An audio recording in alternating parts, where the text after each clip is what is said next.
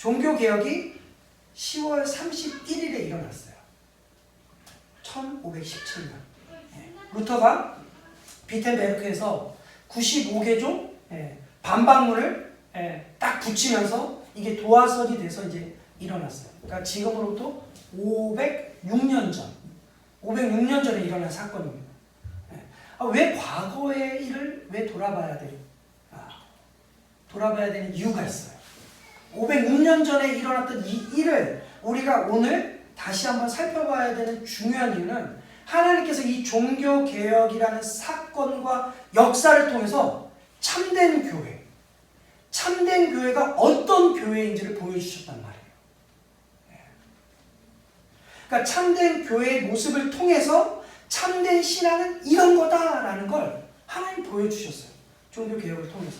그러니까 하나님께서 직접 보여주시고 직접 가르쳐 주셨기 때문에 우리는 그런 참된 교회의 모습을 따라가야 되고 참된 신앙의 모습을 따라가야 되겠죠. 그러니까 하나님께서 종교개혁을 이루셨는데 그것을 이루시면서 하나님이 일하신 게 있어요. 첫 번째로 하나님의 일하신 게 뭐냐면 성경을 주셨어요. 우리에게. 성경을. 성경을 주셨는데 여러분 교회의 주인이 누굴까요? 예수 그리스도. 삼위일체 하나님이 교회의 주인이시죠. 예수님께서 본인이 내가 교회의 머리다. 내가 교회의 주인이다. 라고 말씀하셨단 말이에요. 구약에서는 교회라는 단어가 안 나와요.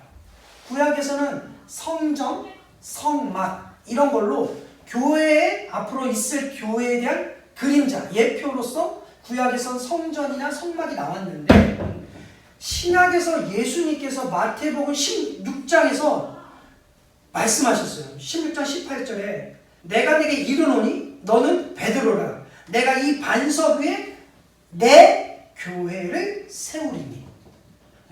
이렇게 말씀하신 거예요. 자, 예수님이 마태복음 16장에서 분명하게 내 교회라고 말씀하셨단 말이에요.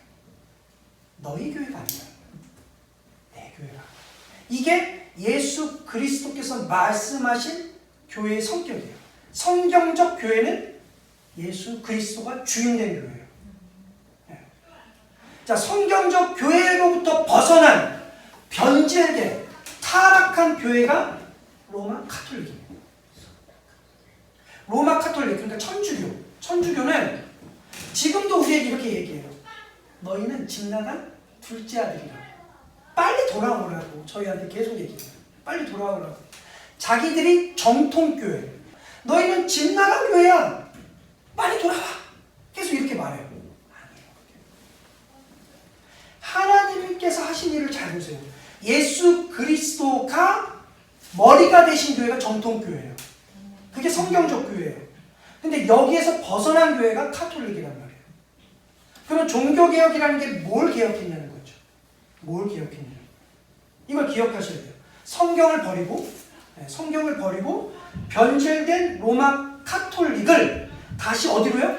성경으로 되돌린 거. 이게 종교개혁이에요. 그러니까 개혁이라는 이게 단어가 영어로 reform이라는 뜻이에요. reform.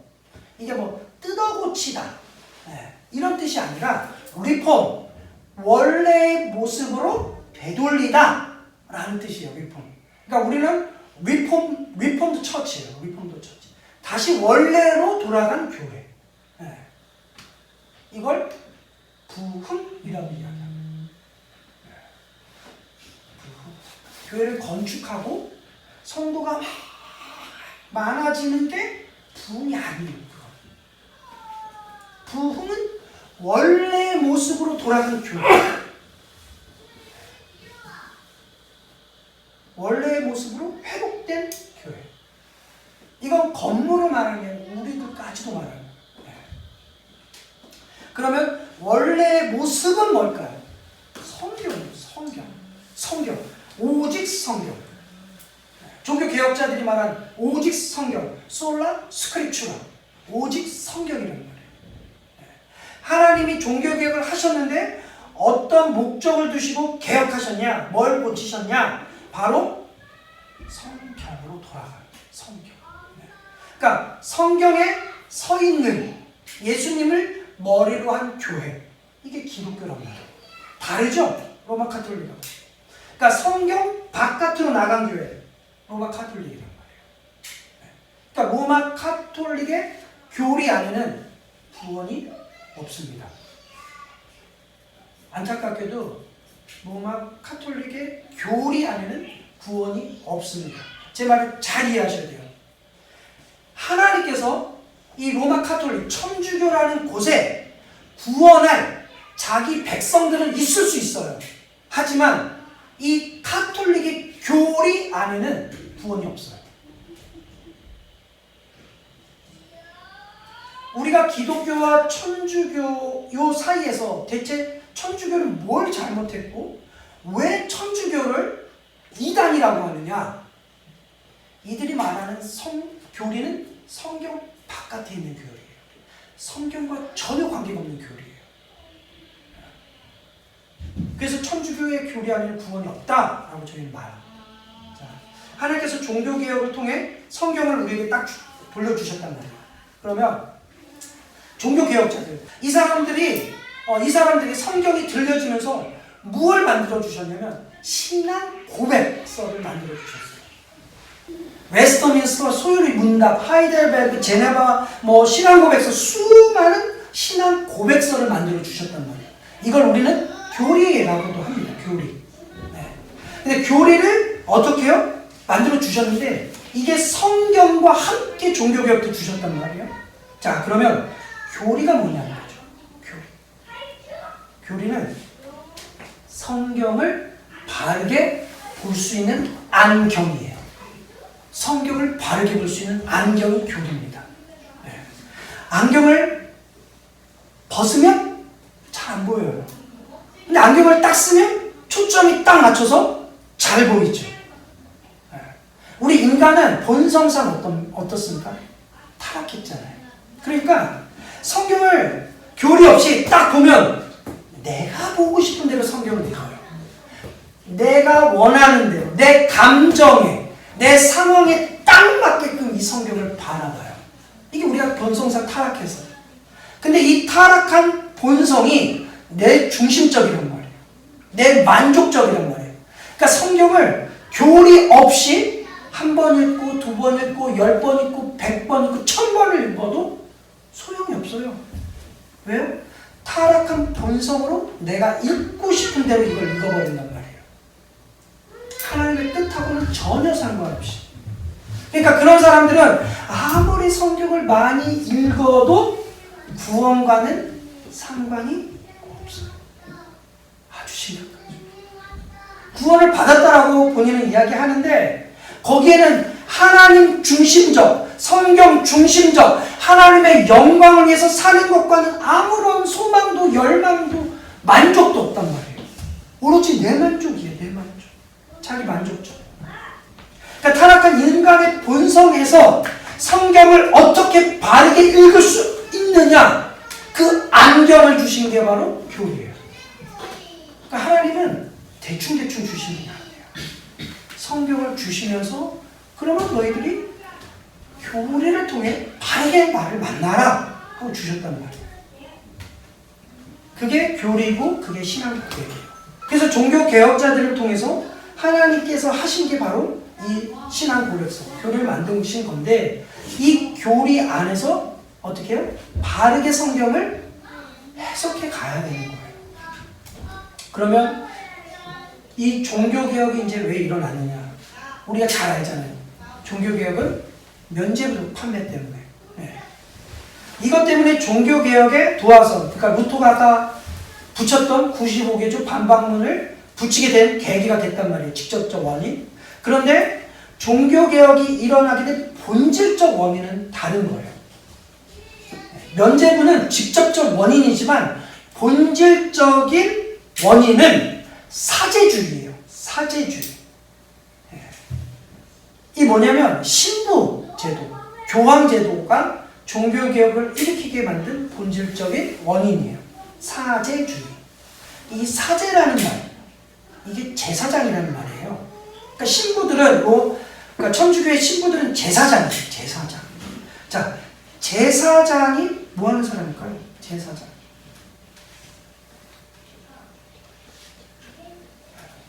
구약시대 때 제사장들은 사람들이 자기의 죄를 대신 이 제물에게 전가해서 이걸 하나님께 드림으로 용서받는 거잖아요. 그 죄의 중간 매개차란 말이에요. 중간 매개차란 말이에요. 그러니까 이 사제주의 때문에 종교개혁이 직접적으로 일어난 거예요. 자, 그러면 면죄부를 먼저 살펴볼게요. 면죄부. 자, 로마 카톨릭은 무엇을 믿느냐? 이 면죄부인데, 자, 면죄부라는 건 로마 카톨릭의 교리 안에 공로사상이라는 게 있습니다. 공로사상.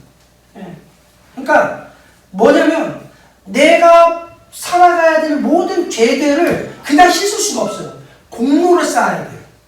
덕을 쌓아야 돼요. 선행을 쌓아야 돼요. 이게 공로사상이란 말이에요. 그런데 어떻게 해서든 구원을 이루게 하기 위해서 죄를 없애야 돼요. 로마 카톨릭에는 두 가지 죄가 있습니다. 대죄와 소죄라는 게 있어요. 대죄는 아주 큰 죄를 말해요. 소죄는 그럼 작은 죄를 말하는 거예요. 그런데 또 하나가 있어요. 원죄.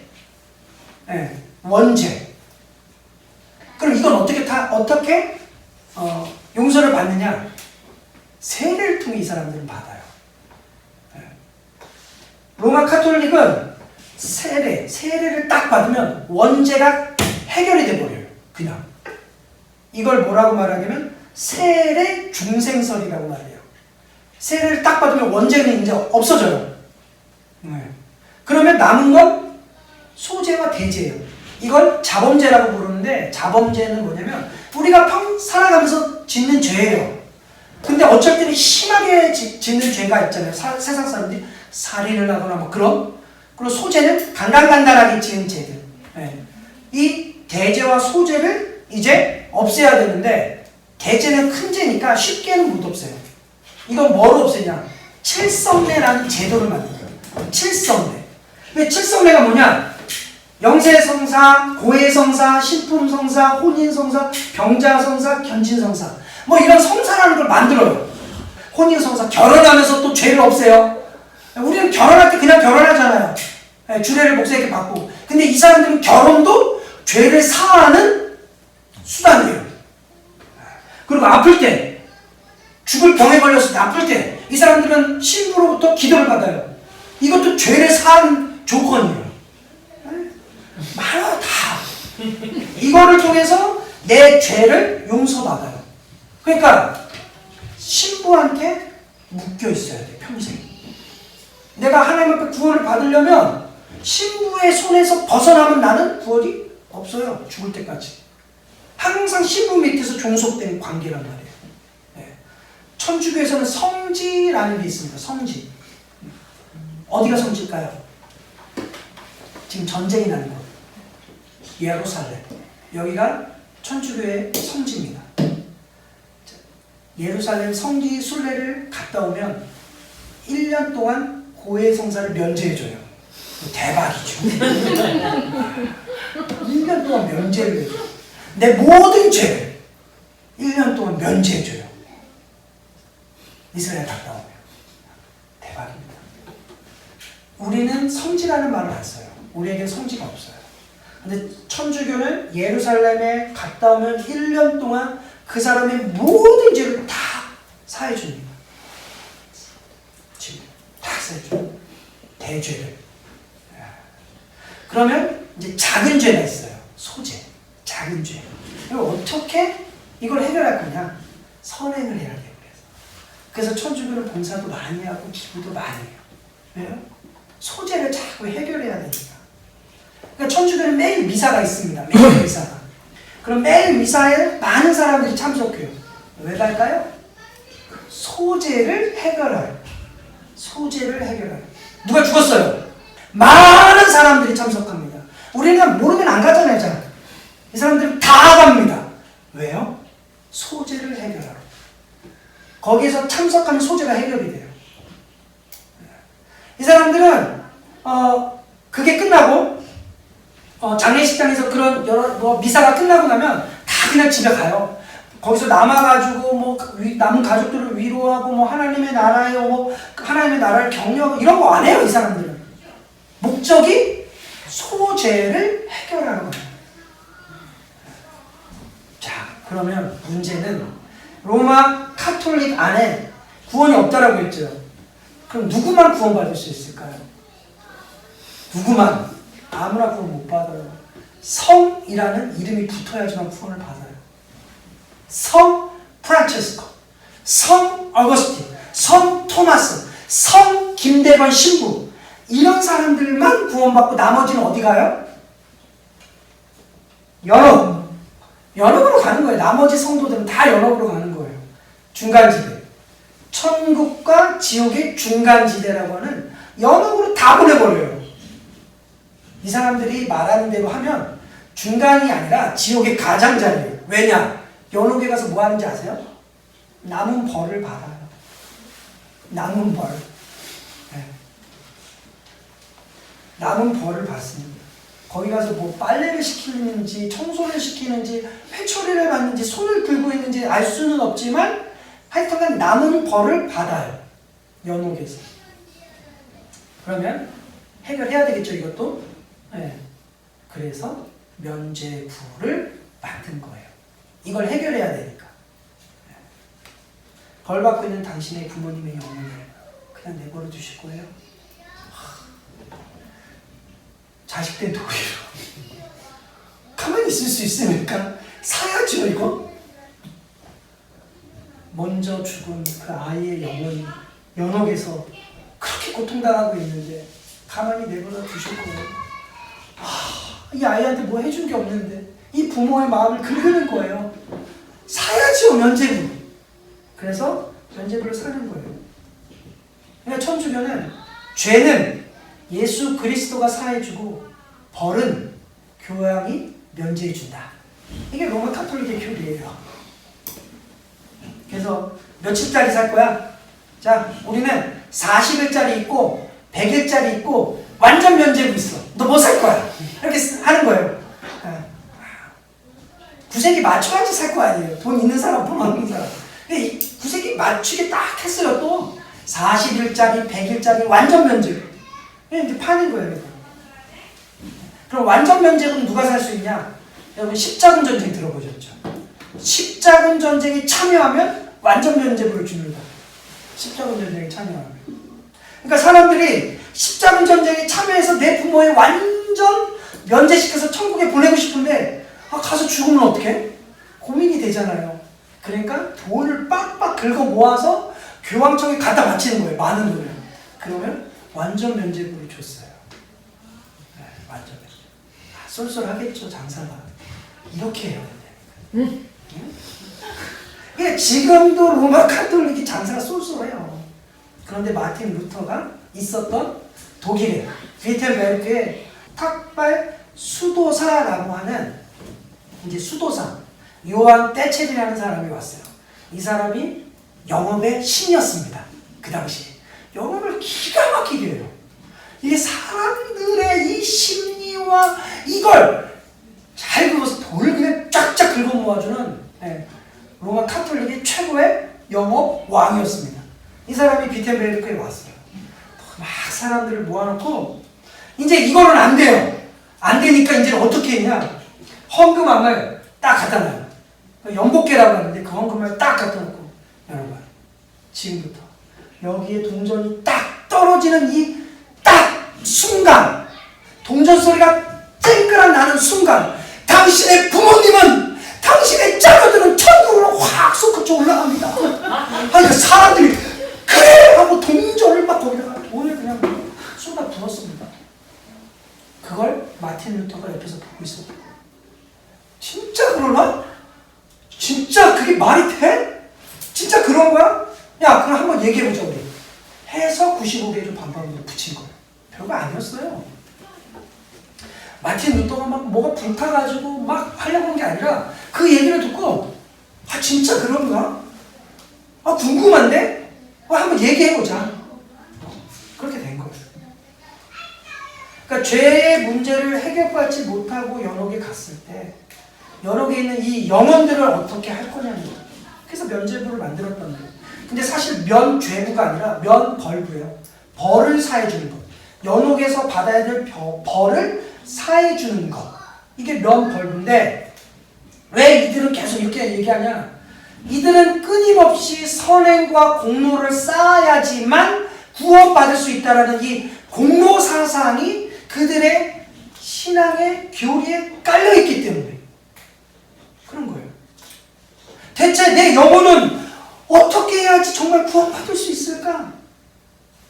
어떻게 내가 영혼을 거치지 않고 천국에 갈 수 있을까? 어떻게 하면? 내 신앙을 아무리 봐도 나는 100점이 아닌데 20점밖에 안 되는데 어떻게 해야지 내가 100점을 얻어서 천국에 갈 수 있을까? 고민을 하는 거예요. 이 부분에 대한 고민, 이 해답을 로마 카톨릭이 교리로 만들어준 거예요. 어떻게 해요? 대제는, 소제는 이렇게 칠성례로, 공로로 마일리지를 쌓았는데 마일리지를 뭐냐? 잉여공로라는 거예요. 잉여공로. 잉여금, 우리 들어보셨죠? 쓰다가 남은 돈을 잉여금이라고 해요. 근데 나는 아무리 봐도 20점밖에 안 돼요, 신앙이. 구원을 못 받아요. 근데 베드로를 보니까 한 150점 돼 보여요. 마리아를 보니까 한 130점 돼 보여요. 대단한 사람들이잖아요, 살아가기. 내가 베드로를 우리 집에서 섬기고 마리아를 섬기면 이 사람들이 쓰고 남은 50점하고 30점을 내가 딱 가지고 오면 내 거 20점에 80점 더하면 100점이네? 오! 이렇게 해서 베드로를 집에서 섬기고 마리아는 그렇게 섬기는 거예요. 그래서 잉여 공로로 이 사람들의 점수를 나한테 가지고 와서 천국으로 올라가는 교리를 로마 카톨릭이 가지고 있어요. 죄송합니다. 저한테 잉여 공로가 남아있는 거죠. 저도 아직 수준 미달이라. 성경에서 완전 벗어나죠. 이 면죄부만으로도 아주 심각한데 본질적인 건 아까 말씀드렸던 사제주의예요. 사제주의. 제사장, 매개자, 하나님과 인간 사이의 매개자. 이 매개자가 없으면 하나님께 갈 수 없는 그렇게 만들어놨단 말이에요. 그리고 이 사제주의를 교황주의라고 저희들은 부르는데 이 교황이라는 이 말은 교회의 황제라는 뜻입니다. 교회의 황제라는 뜻이에요. 자기가 종들의 종이라고 말하면서 자기는 황제로 군림하고 있는 거예요. 이런 화려한 옷을 입고 자기가 종이라고 얘기를 합니다.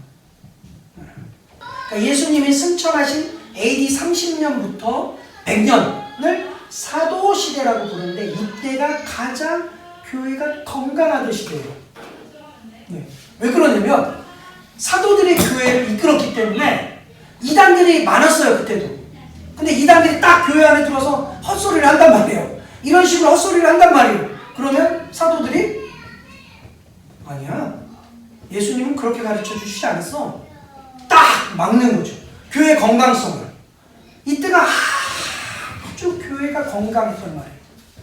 그리고 이 사도시대가 끝나고 사도들에게 배운 제자들이 있을 거 아니에요? 이걸 속사도라고 불러요. 이 사람들이 활동하던 시대를 교부시대라고 불러요. 좀 말이 어려워요. 교부시대. 근데 AD 100년부터 기독교가 공인이 되던 굉장히 기독교가 박해를 받던 시대예요. 그래서 기독교 신자들이 정말 많이 죽고 대부분 카타콤이라는 로마에 가면 카타콤이 되게 많이 있거든요. 지하에 땅굴을 아주 깊이 팠어요. 근데 여기는 갈 수 있는 지역이 딱 한정적이었어요. 아무나 들어가잖아요. 그럼 갈 수 있는 곳이 딱 정해져 있습니다. 그리고 안내자 없이 들어갔다가 길을 잃어서 못 나와요. 그래서 정말로 죽은 사람들도 많아요. 들어갔다가 관광을 들어갔다가 길을 못 찾아서 나오는 길을 못 찾아서 죽은 사람들도 많았어요. 왜냐하면 로마 군인들이 들어와서 자기들을 죽이니까 여기를 완전 미로 거미줄처럼 만들었어요. 근데 이 교구 시대 때는 대부분의 기독교인들이 이 카타콤으로 다 밑으로 내려갔어요. 지하로. 거기서 신앙을 지켰단 말이에요. 그런데 이 콘스탄틴 대제 이후에 이 데오도시우스라는 황제가 392년에 이 기독교를 어떻게 국교화 시켜버려요. 국교화 시켜버려요. 그러면서 지하에 있던 기독교인들이 세상으로 다 나왔어요. 세상으로 나오면서 황제가 교회에 다니니까 어떻게 해요? 교회가 기득권층이 되어버리는 거예요. 아, 교회에 다녀야지 높은 사람들도 만나고 관계를 맺는구나 해서 전부 교회로 몰려오기 시작한 거예요.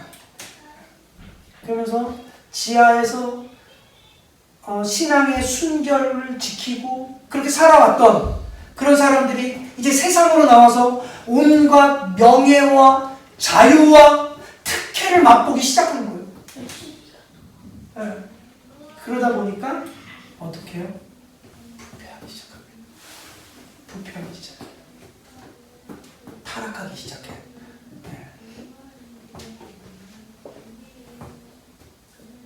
590년에 이제 그레고리오스 1세라는 사람이 처음 교황이라는 말을 썼는데요. 로마 카톨릭은 5개의 교구로 나눠져 있어요. 5개의 교구.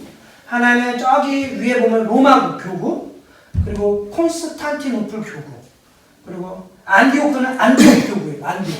네. 우리가 잘 알고 있는 안디옥 교회가 있냐? 안디옥 교구. 그리고 예루살렘 교구, 알렉산드리아 교구, 이렇게 5개의 교구가 있어요. 다 지역적으로 뭔가 대단한 이름이 있는 교구예요. 신앙적인 어떤 프라이드가 있는 교구란 말이에요. 그러다 보니까 다 자기들끼리 파워를 가지고 싸우는 거죠. 네가 더 크니 내가 더 크니 뭐 이런 파워 게임을 하는 거예요. 그러면서 있다가 이 이탈리아에 있는 로마 교구가 다른 데보다 더 중심적인 교회 도시이고 좀 더 힘이 세니까 자기들이 우리는 대주교라는 말을 이제 안 쓸 거야. 우리는 포프, 아버지. 교회의 아버지라는 말을 이제 너네는 대주교라고 해. 우리는 이제 교회의 아버지라고 부를 거야. 그래서 포프라는 이름을 붙여요.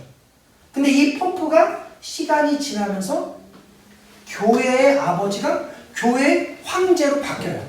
그래서 교황이라는 말을 쓰게 됩니다. 네.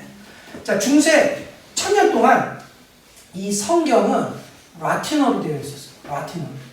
그래서 일반인들은 아예 읽지를 못해요. 그리고 보지도 못했어요. 사제들도 성경 읽지는 못했어요. 저희는 성경을 보고 오늘 본문을 봤잖아요. 사제들은 미사할 때 성경 안 보고 성경을 볼 수가 없었어요. 사제들도. 성경을 아예 몰랐단 말이에요. 우리가 이 종교개혁 시작을 보면서 면제부와 이 사제주의를 보면서 생각할 게 뭐냐면 하나님께서 이 종교개혁을 통해서 우리에게 정말 소중한 성경을 주셨다라는 거예요. 이걸 잊어서는 안 된다는 거예요. 그럼 성경을 주셨다는 의미가 뭘까요? 성경 중심적이 되어야 된다는 거예요. 교회도 신앙도 성경 중심적이어야 된다. 성경 중심적인 신앙생활은 그럼 어떤 신앙생활일까요?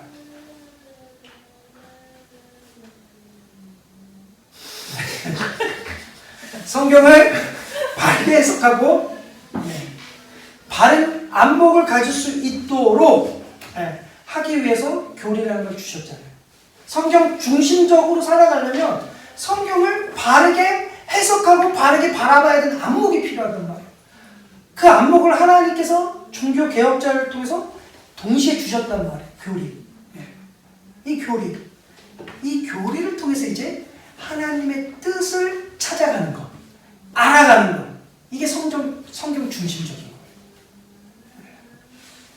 자, 그럼 설교자가 이 교리, 신앙 고백서를 근거로 바르게 성경 해석을 하는 것, 이걸 통해서 여러분들에게는 어떤 유익이 있을까요?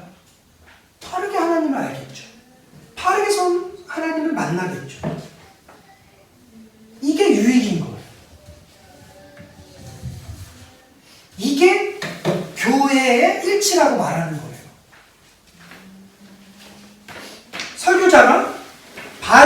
교리와 바른 해석을 통해 바른 설교를 함으로써 성도들도 바르게 하나님을 만나는 것, 이걸 통해 교회는 일치되는 거예요. 하나 되는 거예요.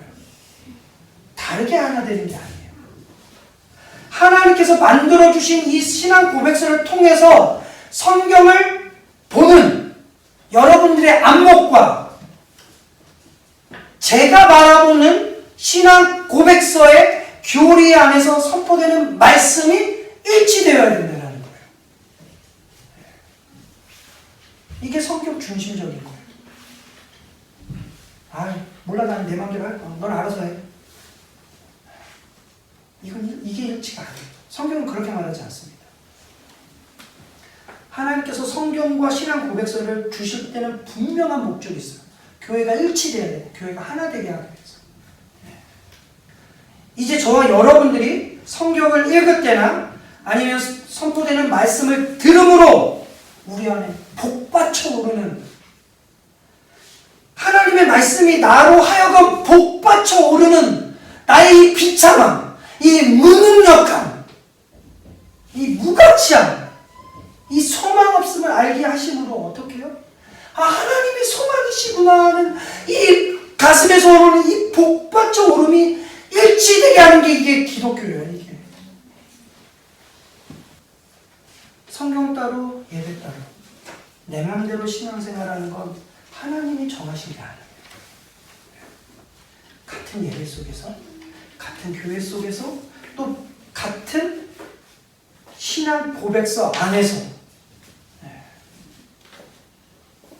그리고 또 설교자를 주셔서 그 설교자를 통해서 하나님께서 나를 이렇게 풍성하게 대접해 주시는구나, 하나님께서 나를 이렇게 사랑하시는구나, 이걸 여러분들이 경험하셔야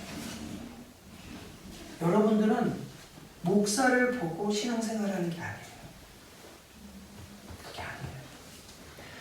여러분들은 그 가르침을 보면서 하나님이 저 목사를 통해 나를 이렇게 바르게 잡아가 주시는구나, 가르침을 봐야지 목사를 보는 게 아니에요. 그랬을 때 벌어지는 일이 있습니다. 구원의 감격. 하나님이 나를 구원하시는 그 기쁨이 터져 나오는 거예요. 그때 여기에서 신앙은 자라갑니다. 어떤 사람이 신앙이 자라느냐? 하나님의 말씀을 들으면서 일치되는 사람, 그러면서 점점 하나님을 사랑하고 교회를 사랑하고 이웃을 사랑하는 사람들이 자라가는 거예요. 왜 그러냐면 말씀 속에서 하나님이 주시는 은혜를 인격적으로 경험하는 거예요. 이 말씀 속에서. 이게 그래서 성경은 아주 중요한 거예요. 아주 중요한 거예요. 하나님께서 이 성경을 우리에게 주시기 위해서 어떤 일을 하셨는지 보세요. 어느 날 갑자기 중세 1000년 동안 덮여있던, 읽을 수 없었던 이 성경이 갑자기 우리한테 뚝 던져진 게 아니에요. 야, 이거 한번 봐봐. 이게 아니에요. 하나님은 십자군 전쟁이라는, 교회 안에 정말로 비극과 같은 이 십자군 전쟁이라는 것을 사용해 주셨어요. 십자군 전쟁이 왜 일어났냐면 이 사람들은 예루살렘에 가서 예배도 드리고 성지순례도 해서 내 죄를 사함받아서 구원받아야 되는데 이 이슬람 놈들이 거기를 점령하고 있는 거예요. 어떻게 해요? 뺏어야죠. 탈환을 해야죠. 그래서 돈을 모아가지고 간 거예요. 전쟁을 하고. 갔습니다. 200년 동안 전쟁했어요. 200년 동안. 그러면서 돈이 없으니까 완전 사면부도 팔고 막 그렇게 한 거예요.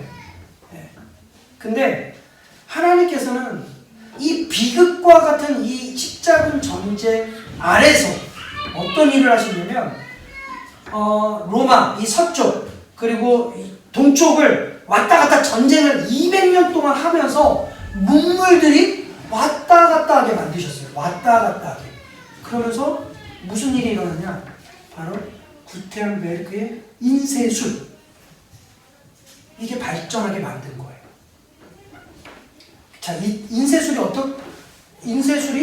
어떤 일이 벌어지냐면, 구텐베르크의 인쇄술, 이 사람은 기독교인이 아니었습니다. 신앙이 없었던 사람이에요. 이 사람은 상술이 되게 좋았던 사람이에요. 딱 보니까 야, 이거 성경을 찍어내면 이거 돈이 될 것 같은 거예요. 왜냐면 당시 성경이 일반 직장인들의 20년치 월급이었어요. 성경 하나 사려면 20년을 일을 해야지. 한 푼 안 쓰고 20년을 일을. 사겠습니까? 안 사겠습니까? 안 사죠. 20년을 뭐 집을 사도 힘들어 죽겠는데 고작 이거 하나 사려고 20년을 모아요? 안 산단 말이에요. 딱 보니까 야, 이거 성경을 찍어내면 돈이 되겠다 해서 성경을 찍어냈어요. 그러면서 성경 값이 얼마로 떨어졌냐? 1년치 월급으로 떨어졌어요. 그리고 당시에 사복음서는 양 200마리 값이었어요. 200마리 값. 그러니까 그 당시에는 인쇄술이 발달하지 않았을 때는 사복음서나 이런 걸 전부 손으로 필사를 했단 말이에요. 그러면 한 10명 이상의 사람이 10개월 동안 죽어라 써야지 사복음서 하나를 쓸 수가 있었어요. 그러니까 비쌀 수밖에 없죠. 근데 딱 인쇄술이 발달하니까 촥촥촥촥 찍어내는 거죠.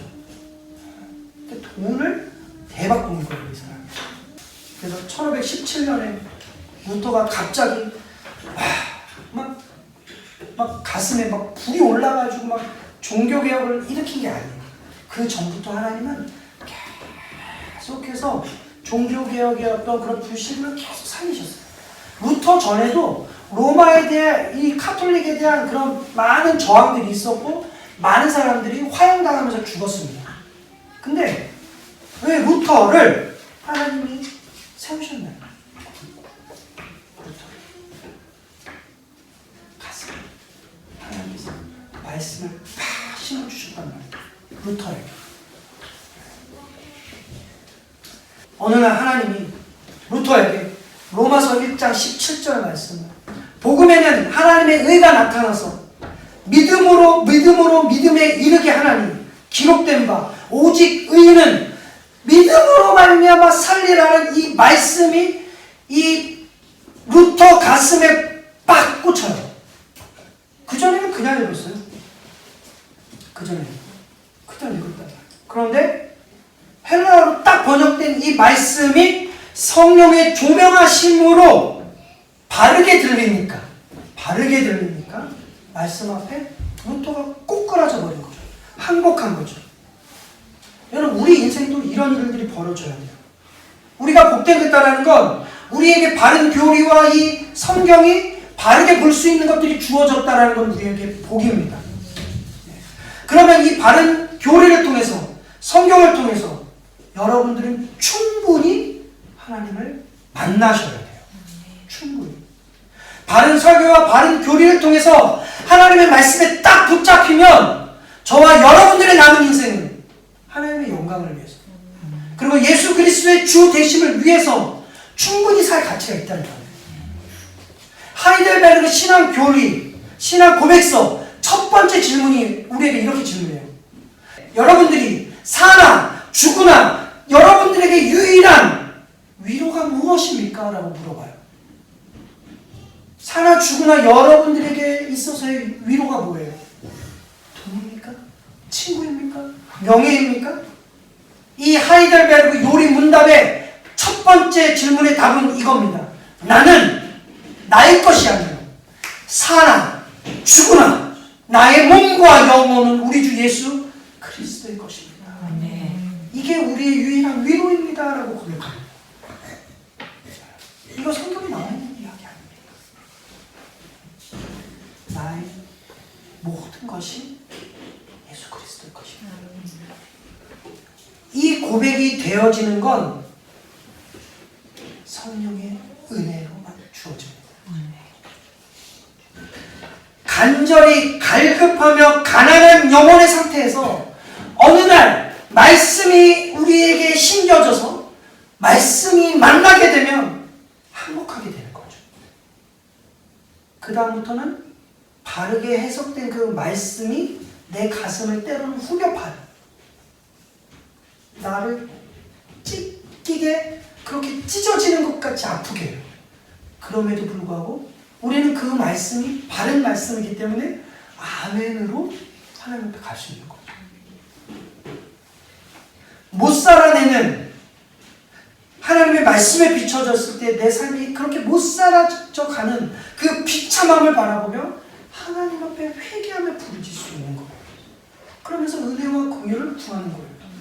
이게 기독교고 이게 종교개혁을 통해 우리에게 주어지신 하나님의 복이라는 거죠. 하나님께서 우리에게 성경을 찾아주셨습니다.